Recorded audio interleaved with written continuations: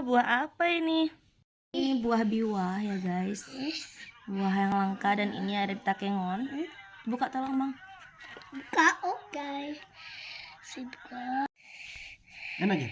Payah. Mukanya kayak kulitnya keras. Di Bandung sana di ya? Di mana tadi petiknya bang?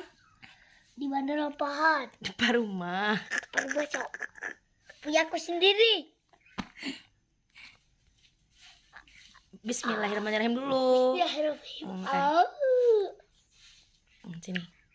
Jadi guys, ini tuh dia ada bijinya juga. Nah, ini dia buahnya itu Manis. lembut. Ya, Gimana agak rasanya? Asem. Iya, mungkin dapat yang nggak manis. Apa lagi? Rasanya Teksturnya manis. lembut, asam. Berarti agak. Asem dia. Kenapa nggak petik yang lebih manis tadi? Nggak ada, agak. Ya, kemungkinan lebih manis. Dia sebenarnya agak kuning kemerahan juga ya. Ya ini Ini kan- lebih ini kan lebih hijau. tua. Ya, Ini kuning. Bismillahirrahmanirrahim. Bismillahirrahmanirrahim ya. Ini guys. Ini memang agak asam. Tapi enak ya guys. Seger ya? Segar. Airnya Asam manis banyak. buah gitu guys. Iya. Enak ya? Ntar. Jadi ini bijinya ya guys.